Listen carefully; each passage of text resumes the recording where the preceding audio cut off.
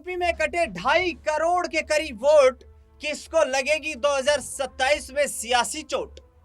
इस खास मुद्दे पर चर्चा करेंगे आज, क्योंकि यह मुद्दा यूपी की राजनीति के लिहाज से काफी महत्वपूर्ण बना हुआ है।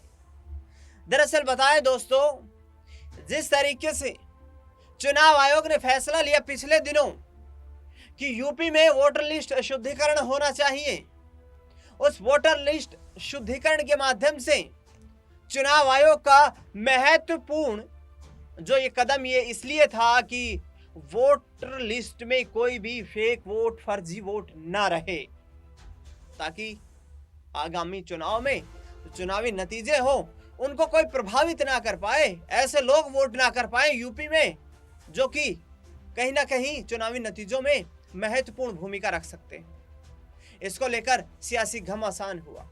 विपक्षी पार्टियों ने चुनाव आयोग की प्रक्रिया को लेकर सवाल खड़े किए। विपक्षी पार्टियों ने चुनाव आयोग पर आरोप लगाए कि चुनाव आयोग भारतीय जनता पार्टी की, यूपी की सरकार और केंद्र सरकार के दबाव में काम कर रहा है। लेकिन फाइनलाइज ये हुआ है कि यूपी में एसआईआर की प्रक्रिया पूरी हो चुकी है। बताया जा रहा है कि 7 जनवरी से लेकर और 6 फरवरी तक बकौल ओम प्रकाश राजभर की ये वोटर लिस्ट जो शुद्धिकरण हुआ है, उसमें यदि कोई अपना नाम जुड़वाना चाहे जिसका गलती से नाम कट गया हो, तो वो फॉर्म भरे और अपना नाम उस वोटर लिस्ट में जुड़वा सकता है। लेकिन ये सियासी चोट किसको लगने वाली है? यदि 2.5 करोड़ वोट के करीब यूपी में कटा है, तो आखिरकार किसका घाटा हुआ है? आखिरकार क्या समाजवादी पार्टी के लिए यूपी में एक बड़ा चांस बन गया है, या फिर बीजेपी इस बार वोटर लिस्ट शुद्धिकरण के बाद भी परचम लहराने में कामयाब हो जाएगी? दरअसल जिस वक्त शुरुआत हुई थी एसआईआर की यूपी में, एसआईआर की शुरुआत के वक्त पर ही समाजवादी पार्टी नेता अखिलेश यादव ने बड़ा बयान दिया था। उन्होंने कहा था कि यदि यूपी में किसी का वोट कट जाए, गलत यदि किसी का वोट कट जाए, जो मतदाता यूपी का मतदाता हो और जो जीवित मतदाता हो, उसका यदि गलती से वोट कट भी जाए, तो अपनी पुरानी वोटर लिस्ट लेकर और अपने तमाम दस्तावेज लेकर समाजवादी पार्टी के कार्यकर्ताओं के पास, समाजवादी पार्टी के नेताओं के पास, विधायकों के पास, सांसदों के पास पहुंच जाना, आपका वोट नहीं कट पाएगा। लेकिन मुख्यमंत्री योगी आदित्यनाथ का एक और बड़ा दाव था। मुख्यमंत्री योगी आदित्यनाथ यूपी के वोटर लिस्ट शुद्धिकरण यानी कि स्पेशल इंटेंसिव रिवीजन को लेकर के ये बड़ी बात कह रहे थे कि हमारा मकसद यूपी में अवैध रूप से रह रहे उन लोगों को जो दूसरी जगहों से आए हैं, जिनमें प्रमुखता के साथ उन्होंने घुसपैठिया शब्द का इस्तेमाल किया कि जो घुसपैठ के जरिए यूपी में घुसे हुए हैं, सरकारी स्कीमों का लाभ उठाते हैं, यूपी के मतदाता उससे वंचित रह जाते हैं और उनको वो सुविधाएं मिल जाती हैं।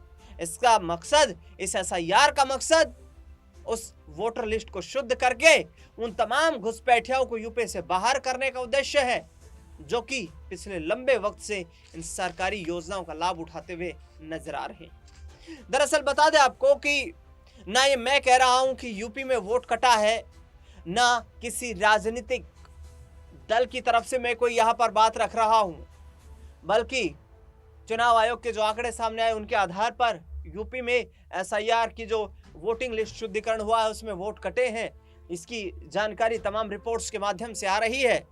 और ओम प्रकाश राजभर जो कि इस वक्त योगी आदित्यनाथ की सरकार में कैबिनेट मंत्री हैं, उन्होंने भी इस मुद्दे को लेकर अपना बयान दिया है। सुनिए राजभर वोटर लिस्ट शुद्धिकरण और जिन मतदाताओं के नाम कट गए हैं उनको लेकर के क्या कुछ कहते हुए नजर आ रहे हैं। जो एसआईआर हो रहा है उसमें 21 साल के बाद हो रहा है, तो जो मृतक लोग हैं 46 लाख के ऊपर हैं, इनके नाम कटे हैं। 1 करोड़ 23 लाख ऐसे मतदाता हैं, 1 करोड़ 23 लाख जो शिफ्ट हैं, गांव में रहते थे तो वो शहर चले गए और शहर में भी नाम करा लिए और गांव में भी करा लिए, तो अब उनका नाम एक जगह हो गया।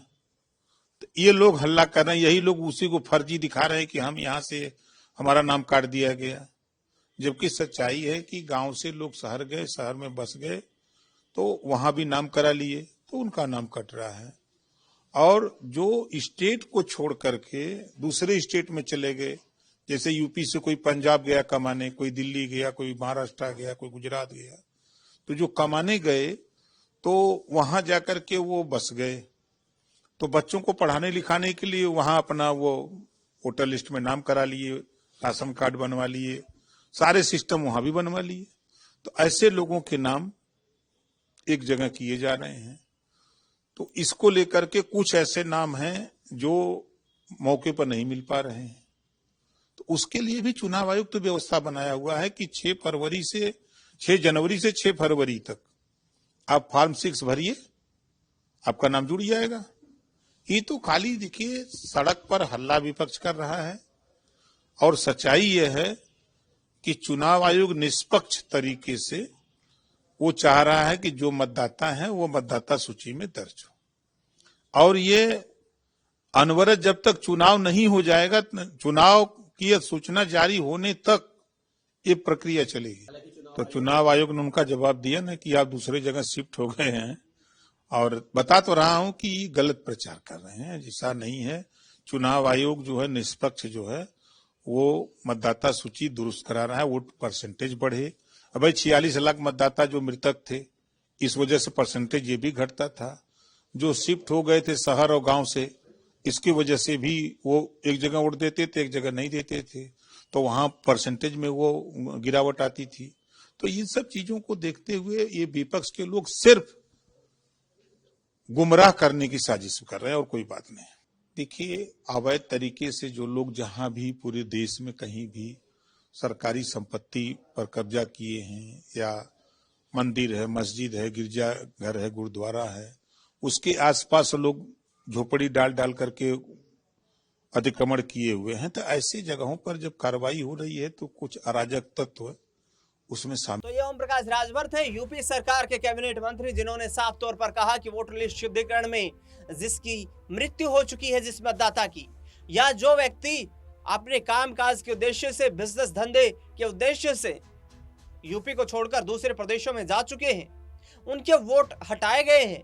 यदि कोई ऐसा भी व्यक्ति है यूपी में जिसका वोट गलती से कट भी गया हो, जो किसी काम के उद्देश्य से बाहर गया हुआ हो, समय पर मौजूद नहीं रह पाया हो, वो चुनाव आयोग के पास अपने दस्तावेज जमा करवाकर और वोट जुड़वा सकता है, उसे वोट से वंचित नहीं रखा जाएगा।